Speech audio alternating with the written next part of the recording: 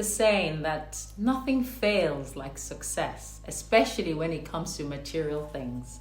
My name is Sylvia Misheti, and today I just have one simple question for you. When will you be successful? Everyone seems to be chasing success around as if there's a geographical location that it can be found, and then we all wake up in the morning and with our GPS tracking system trying to find the location. Society actually conditions you to believe that success is one of those self-imposed tasks, like you were born and then you grew up and then you thought to yourself, when I grow up, I want to be successful. And all the while, what we mean is purely material acquisitions, especially when you look around you and every thought and every word points to a lack of some sort. You hear everybody complaining, I don't have money, I'm so broke. There's no water, there's no electricity, there's no gas. And you then think to yourself, I want to be successful, so I don't have to deal with all of this. I must make sure that I'm sorted when I grow up. And this is called contrast. And it's not such a bad thing, because contrast allows you to know what you want and what you don't want. But then it doesn't mean that in that same environment that everybody was lacking in those things. And in fact, some people are actually happy with the little that they had and even consider themselves content and successful. So now you put this huge pressure on yourself. I've got to go out there. As soon as I'm old enough, I've got to go out there and force things to happen and bend the world to my will. And then you've been told that, again, you've got to do it in a certain way that's acceptable to society. And so you go through all the protocols of studying and learning at school, getting a good job, as they say, exactly the way that we're all supposed to be. And to make it all the more sweeter, guess what? You must be better than the next person. You must be smarter than any of your peers. If they come second, you have to be first. Because if not, well, they'll come and take your position on that success ladder. And there's only a certain amount of ladders for everyone to climb. So you have to make sure that you're on that ladder and you stay there. So now you grow up and all you see around you is limitations and problems all around you. You see a lack of everything. There's not enough for everyone to share. There's no abundance. And you see that your mates and your peer groups that you grew up with, they are now your new competition, your secret enemies. But we don't call them that. It's a secret. But you can't let them beat you at anything. You must out-talk them. You must outsmart them. You must out-own them with everything. If they score 70%, well, you better be at 90%. If they have 3-bedroom homes, you're going to need 5 bedrooms. And if they have 2 cars in their garage, you'll be needing 3. And if their wife has 6 pairs of shoes, you better be ready to buy 10 for your own wife. Then we begin to live in fear. Then this fear of scarcity and the lack of all the things that we want, so that we have to go out there and we have to keep fighting for the limited resources, and we have to work harder and harder to keep all of this charade going in a never-ending cycle. But the question I still ask myself, when will you be successful? Society moves us all in the same direction, as if we're all the same, and yet we are all so unique. We are so different from each other. So instead, we react to what we see in our environment. It's the same thing as some people when they see a bug or an insect. They say, kill it, kill it. It's not because that insect woke up this morning and rang you on the phone and said, you know what, this morning I'm coming for you. It's not because of that. It's because you've seen those in your environment doing the same thing. You don't even know why they're killing it. You just see its slippers flying out from nowhere and smashing the poor insect. Meanwhile, what if someone told you that that insect is all part of this ecosystem and it's serving its purpose just like every living being is doing in this animal kingdom?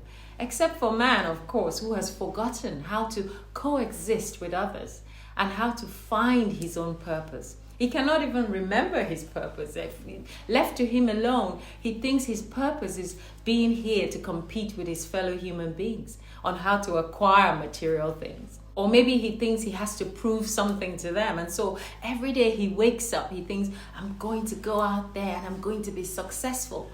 But really, in his mind, all he's saying is, if John can do it, he doesn't have two heads. I have to be able to do it as well. So I'm going to go out there and compete with John to make sure that I beat him materially and have all the things that he has. Another interesting one is when we say all those people who doubted me, who thought that I would not make anything out of my life. I now have to go out there and show them. Then you are not living for you. You are simply living for them. And this is what the ego uses to justify its daily activities away from what it's really supposed to be doing.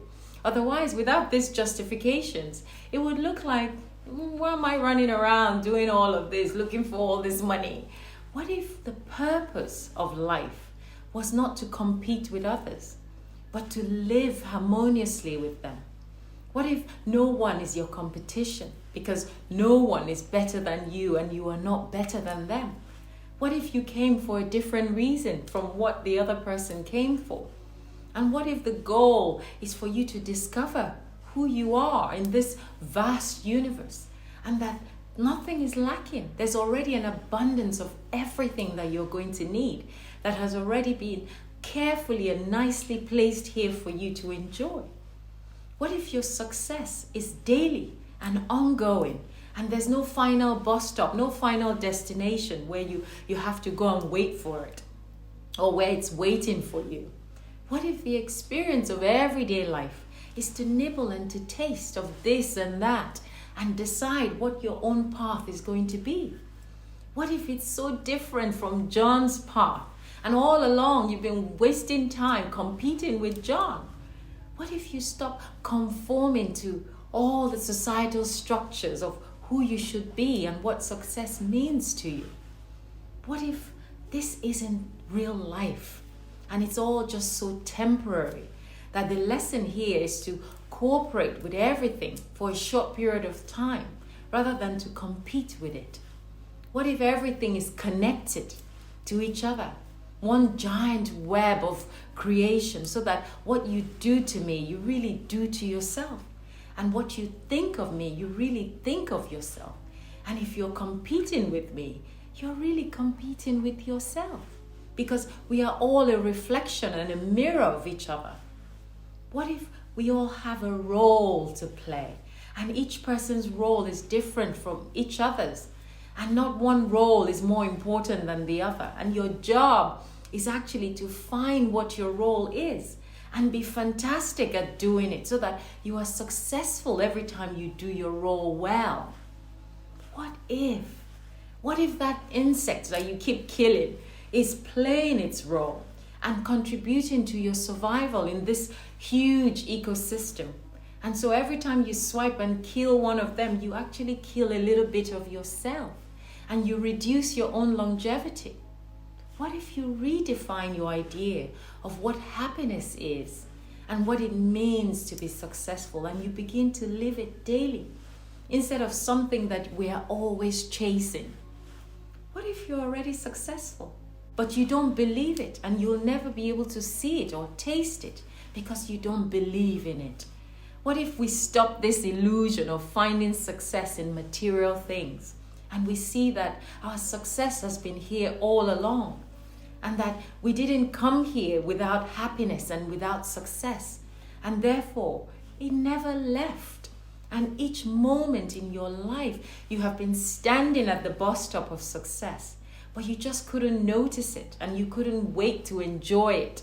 Because you keep thinking it's in the next bus stop. I must go to the next bus stop. And if I was to ask you now, have you arrived at that successful bus stop?